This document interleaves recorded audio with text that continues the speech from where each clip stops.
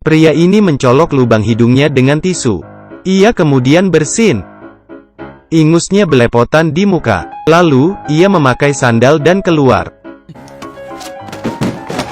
Tapi, ia tersandung dan terguling ke bawah. Pria bodoh ini bernama Park. Ia tampak seperti idiot yang kecerdasannya mentok di usia 5 tahun. Tapi, sebenarnya ia adalah polisi Satgas Korut. 2 tahun lalu, seniornya memerintahkannya menyusup ke Korsel sebagai intel dan melapor balik. Demi melindungi identitas, Park menyamar sebagai idiot. Ia bekerja part-time di warung Bibi May. Bibi May sangat pelit. Gaji Park cuma sedikit karena makan dan tinggal di rumahnya. Tapi, Park betah kerja di sana. 2 tahun berlalu, Park selalu menunggu perintah atasannya. Tapi, tidak ada apapun di pajernya. Demi meyakinkan semua orang kalau dia idiot, Park setiap hari berguling dari lantai 3 ke bawah. Saat buang sampah, ia sengaja menginjak plastik sampai lubang. Bahkan, Park diolok-olok anak desa.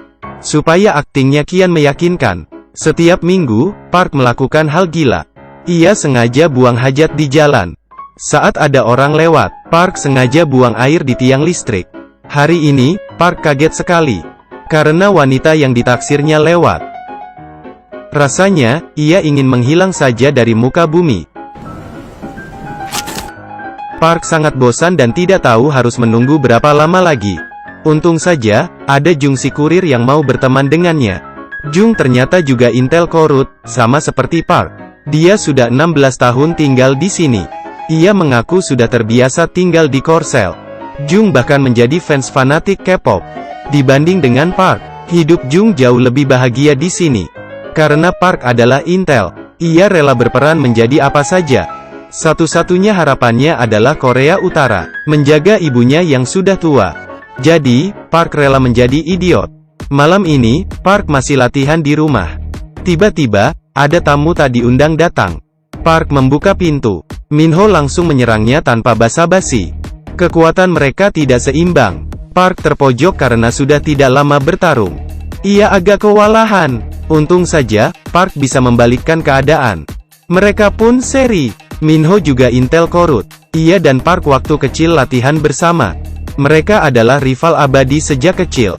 Kali ini, Minho menghampiri Park karena tugas negara. Park sebal mendengarnya, karena ia sudah 2 tahun menganggur. Kenapa Minho datang mengganggunya? Park ingin tahu kebenarannya. Esoknya, Park naik sepeda, dan mengikuti Minho sampai ke ajang audisi. Kini giliran Minho tampil.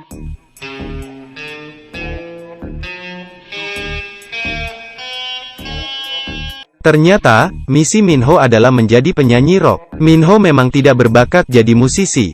Tentu saja ia gagal menjalankan misi. Tapi, demi menjalankan tugas Korut, Minho bertekad akan menjadi musisi rock. Melihat pertunjukan Minho yang berantakan, Park sangat senang. Tapi, mereka tidak tahu kalau Korut sedang melakukan operasi bersih-bersih intel. Yang kena pertama kali adalah Om Jung. Keluarganya tertangkap saat melarikan diri. Sekarang, ia jadi buronan Korut. Park memberinya pistol untuk bunuh diri. Tapi, pistol itu kosong. Hari ini, desa itu kedatangan murid baru.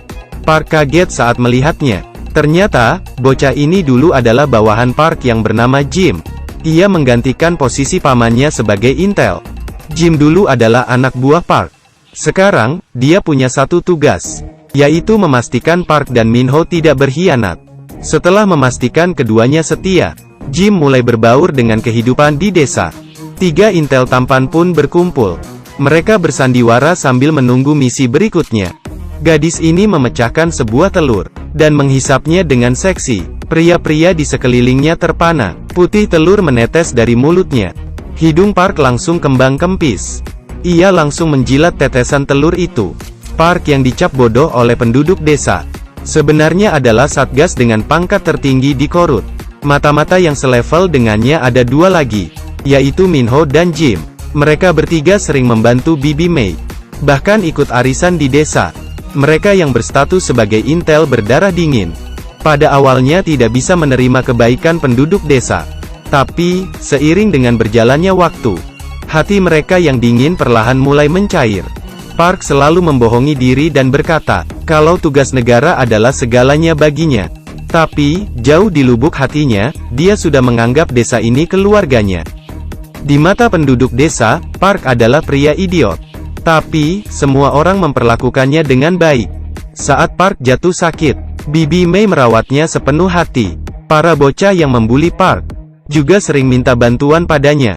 Wanita yang suka membuat masalah dengannya juga sering curhat kalau sedang mabuk. Dia bilang dia dulu pernah punya anak, tapi anaknya diadopsi orang luar negeri. Selama 7 tahun, ia tidak pernah bertemu anaknya. Hati setiap orang di desa sebenarnya penuh dengan kebaikan. Park takut kalau ia akan kehilangan semua ini. Sudah 11 tahun ia tidak melihat ibunya. Setiap malam, ia menatap foto ibunya sambil melamun. Setiap hari, ia menulis surat untuk ibunya, yang berisi kerinduannya selama ini. Meski surat itu tidak pernah dikirimnya. Esoknya, di teras Park melihat, Bu Mei sedang dimarahi preman. Park segera datang. Seperti kesetanan, ia menyergap pria itu. Tapi, pria itu malah menyikut perut Park. Melihat Park yang tersungkur, Bibi Mei tanpa takut menghampiri preman itu. Tapi, preman itu mendorongnya. Nyaris saja kepala Bibi Mei tertancap serpihan kaca. Untung saja, Park menahannya. Park mengepalkan tangan dan bersiap menyerang. Tapi, Bibi Mei menahannya. Api amarah Park baru mulai padam. Apa Bibi Mei sudah mengetahui jati dirinya? Tapi di rumah, Bibi Mei tidak bilang apa-apa. Semua berjalan seperti biasa. Tapi, anak Bu Mei marah dan menghampiri sarang preman. Begitu mengetahui kejadian siang tadi, tentu saja, dia dihajar sampai bonyok. Park ingin membantu, tapi takut identitasnya ketahuan. Kali ini, Jim memutuskan untuk membantu. Ia mematikan lampu gudang, dan mengambil beberapa sumpit, lalu melemparnya. Lampu di langit-langit mulai pecah. Berkat trik hebat dari intel kelas atas, para preman lari tunggang anggang. 3 sekawan melewati hari-hari dengan gembira. Akhirnya, perang Korut dan Korsel selesai juga. Mereka sepakat berdamai. Mata-mata pun kehilangan fungsinya. Demi mencegah kebocoran, Korut memerintahkan jenderal untuk membasmi semua intel.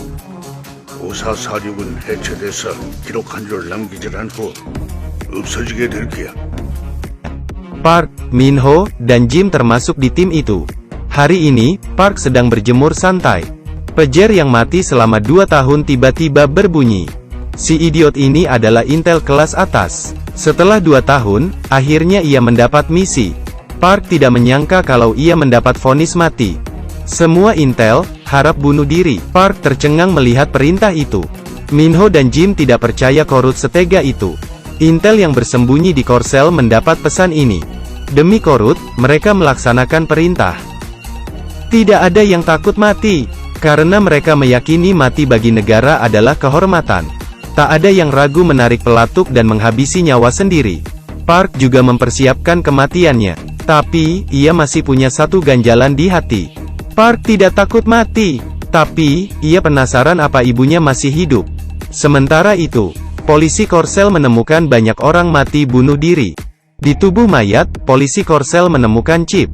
Ternyata, sebelum dikirim bertugas, setiap intel ditanami GPS. Demi melindungi Park, Jim tertangkap polisi. Polisi melepas chip di tubuhnya.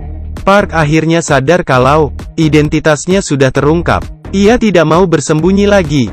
Park pergi ke tukang cukur dan merubah tampilan cupunya. Dalam sekejap, ia berubah menjadi pria seksi nan tampan. Efek potong rambut melebihi efek operasi plastik. Lalu, ia berpamitan dengan warga desa yang ia kasihi. Park pulang ke rumah dan berpamitan dengan Bibi Mei. Bibi Mei diam saja dan berusaha menahan tangis. Ia mengeluarkan tas. Isinya adalah jas yang pernah Park pakai 2 tahun lalu. Di sana juga ada buku tabungan. Park akhirnya pergi dari sana. Ia menghampiri gedung mangkrak. Di sana, pelatihnya sudah menunggunya. Park cuma mau satu jawaban sebelum dia mati. Apa ibuku masih hidup? Tapi, pelatih tidak menjawabnya. Dan langsung memerintah ajudan untuk menembaknya.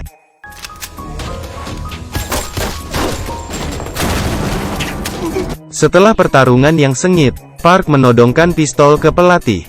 Tapi, ia tidak kuasa menembak. Tapi, belas kasihnya malah dibalas dengan air tuba. Pelatih menendangnya sampai terlempar keluar gedung. Untung saja, Minho menyusul tepat waktu. Mereka berhasil kabur. Mereka mengambil senjata Om Jung yang sudah disimpan sejak lama.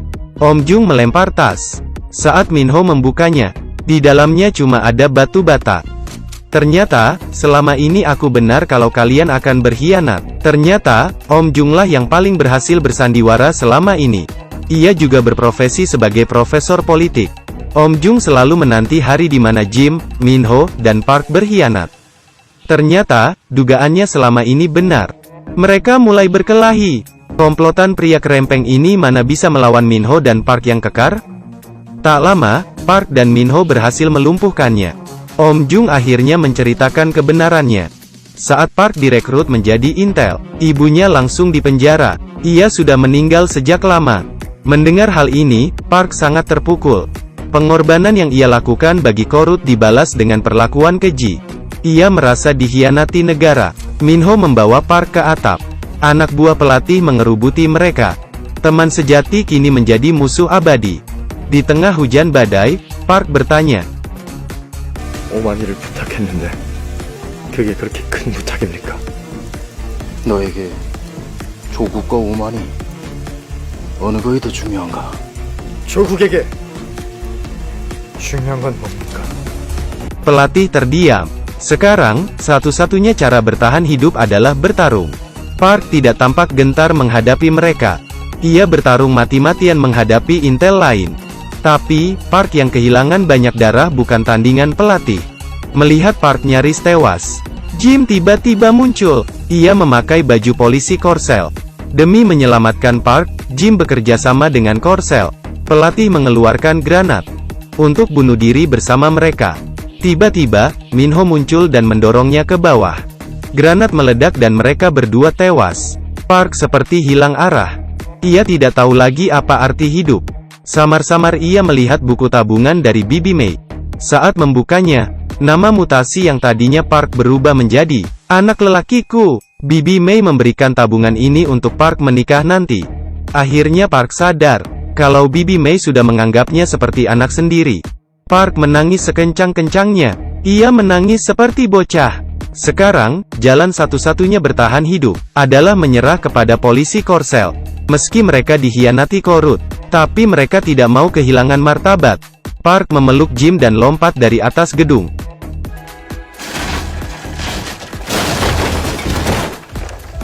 Mereka lebih baik mati daripada dianiaya. Musim dingin berikutnya, Bibi Mei berdiri di depan toko seolah menunggu kedatangan Park. Ia selalu berharap Park pulang. Bibi Mei pergi ke tempat pertama dia menemukan Park, dan menggantung foto bersamanya. Ia berharap Park bisa menjenguknya suatu hari. Di balik figura, ia melihat sebaris kata, "Mama, jaga dirimu, ya." Mungkin Park tidak mati, tapi bersembunyi di kejauhan sambil memperhatikan ibunya.